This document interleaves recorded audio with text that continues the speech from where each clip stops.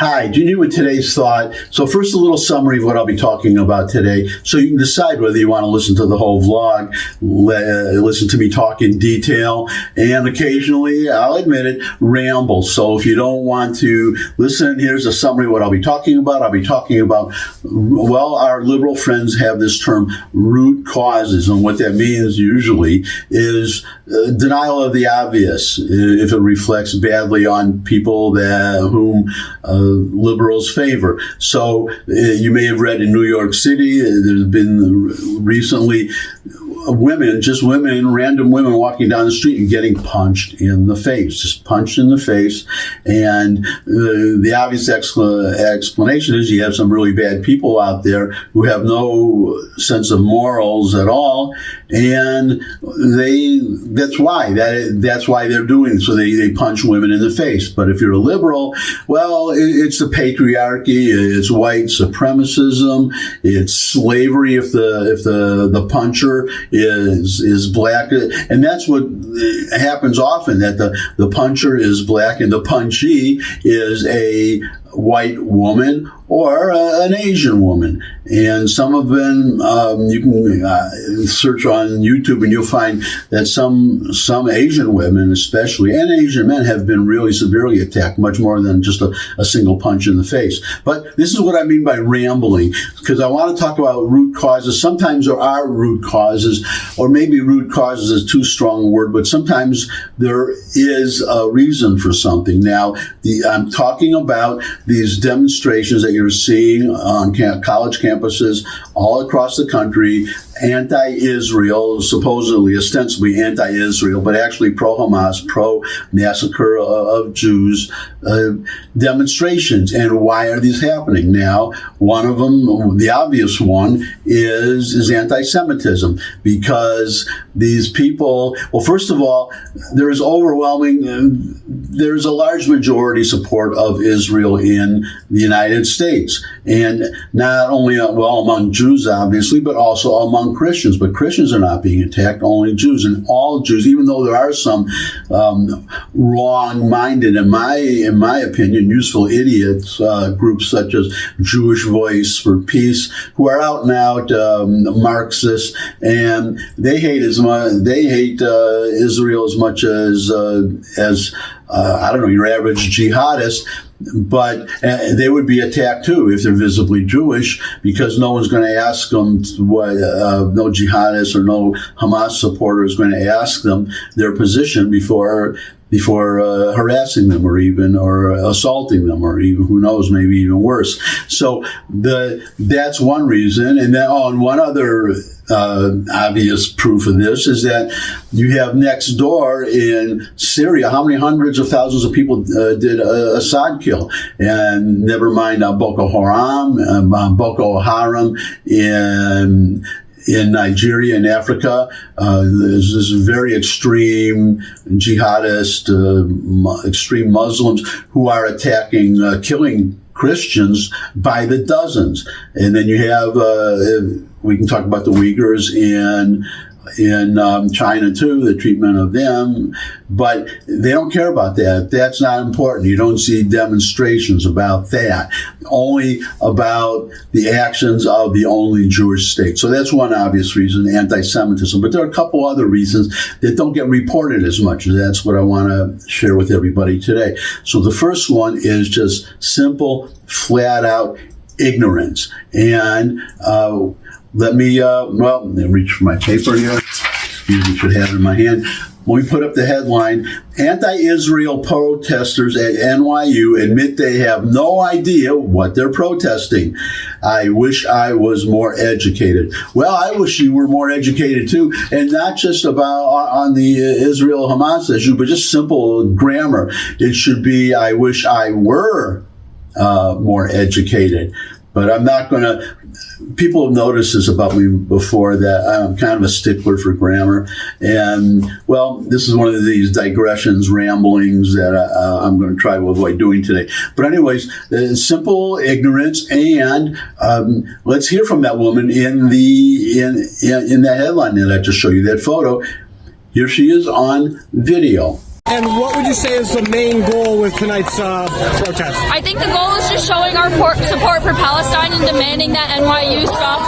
I honestly don't know all of what NYU's doing. Is there something that NYU's doing? I really don't know. I'm pretty sure they're...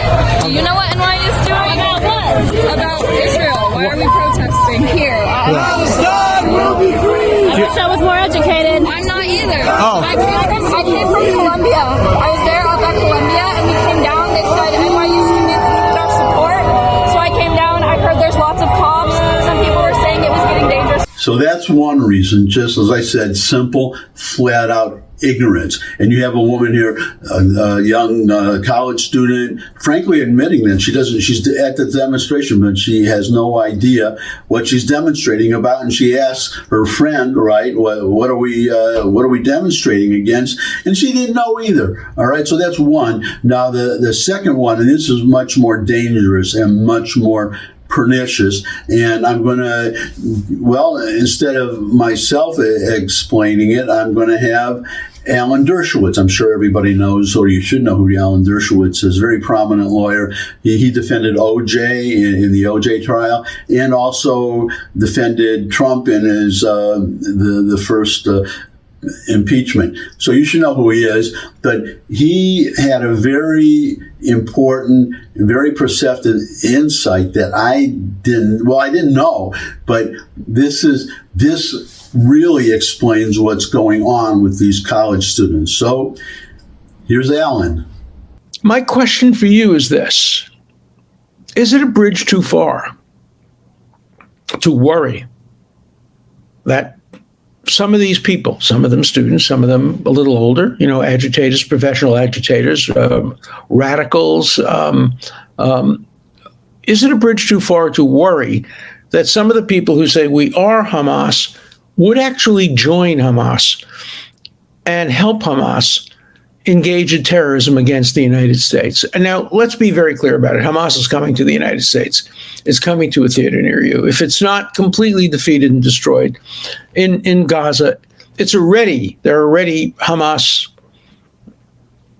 entities in European countries. There's no doubt in my mind there are Hamas operatives in the United States ready to join Hamas terrorism, just like there were people during the 1960s and 1970s who turned from protesters into terrorists. And by the way, they were glorified. Just remember Kathy Boudin. Kathy Boudin was the daughter of a friend of mine, Leonard Boudin and Jean Boudin. Kathy Boudin became a member of the Weather Underground. She was convicted. There's no doubt about it. She admits it. Participating in a conspiracy to rob a Brinks truck, which resulted in the death of 2 police officers in Rockland County with families, children, and a few other people. And she was sentenced to life imprisonment, but she was pardoned. What happened to her after she was pardoned? She was given a faculty teaching position at, you guessed it, Columbia University. She may well have taught some of the students who are now saying we are Hamas. She was Hamas. She was in favor of terrorism. She participated in it. And many others did too. And some of them were friends of Barack Obama and ended up teaching at University of Chicago and many other major institutions of learning. These were Weather Underground people who participated in terrorist activities. Some helped to blow up a laboratory, I think it was, at the University of Wisconsin.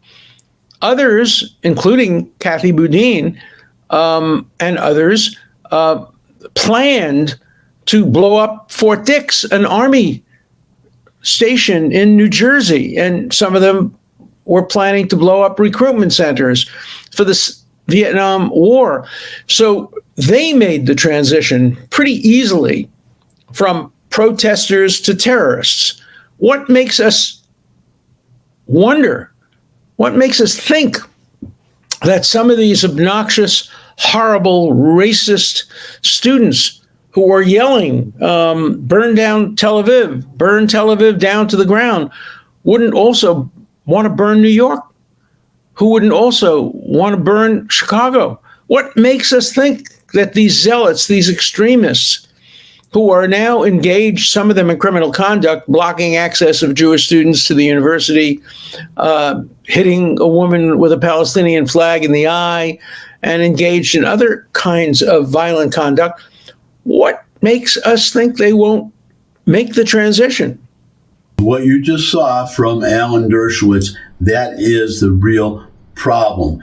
The problem of all these radicals, some of them who are convicted murderers, such as Kathy Boudin. I know who she was. I had no idea she was teaching at Columbia. But why would they let someone like that teach at Columbia? But that just shows you it's because the people doing the hiring think just like she does. They're radical leftists. I mean, very radical to the point of, that's one of the things that Alan Dershowitz, frankly, is afraid of, that she's going, that there's a small step from being one of these campus radicals to actually, as Kathy Boudin did, commit acts of violence, up to and including murder. And in fact, we could mention Bill Ayers. Bill Ayers, another member of the Weather Underground.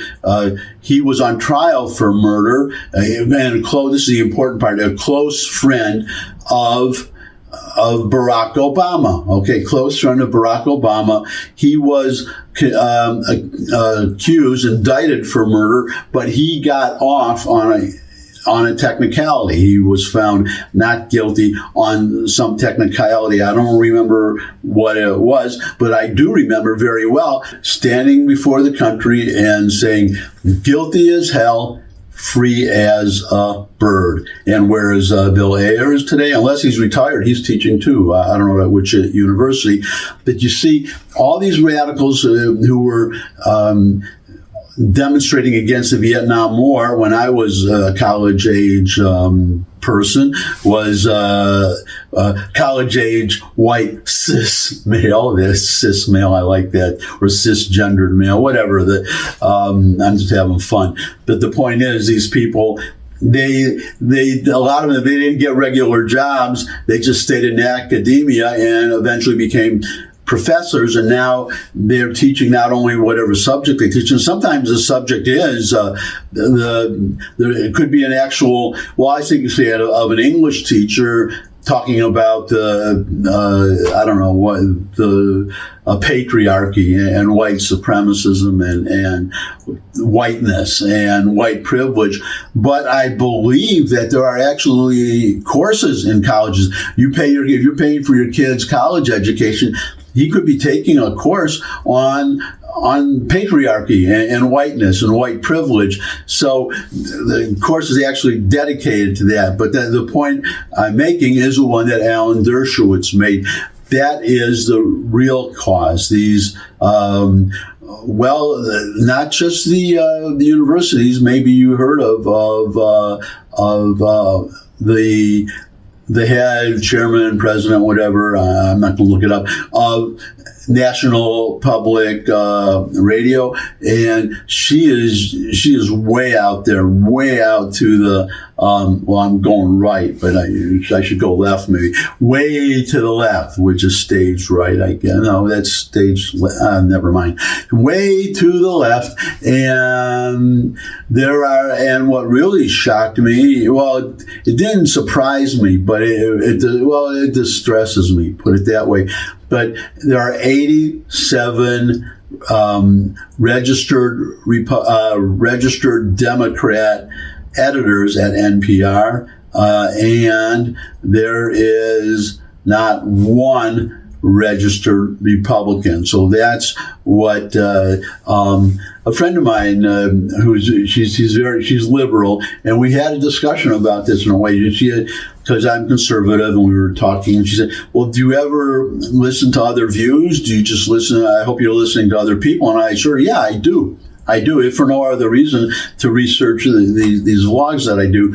But you know how it is. You have a conversation, and then after the conversation, then you think of, well, I should have said this, I should have said that, I should have said the other thing, and I should have said that. I don't have to look for liberal views. It's being shoved into my face every minute of every day, except when I sleep. And so I don't have to look. I have to look for conservative views, articles by conservatives, because they don't, except for Fox News, and that's really the only one I could think of. If we're talking about cable TV and broadcast TV, that is the only source of conservative news that I can think of offhand. But if you're a liberal, ABC, CBS, NBC, though they won't admit it, CNN, MSNBC, it just goes on and on. I get that all the time. I don't have to look. The problem is not looking for it, finding it. The problem is getting away from it. So I guess that's my thought for today. Thanks for stopping by. If you could subscribe, that would really be great. Share this video with anyone you think would benefit from it. But most of all, come back and see me again. I would love to see all of you again. And until I do see all of you again, bye. Oh, and your comments are welcome below the video. Now, bye for sure.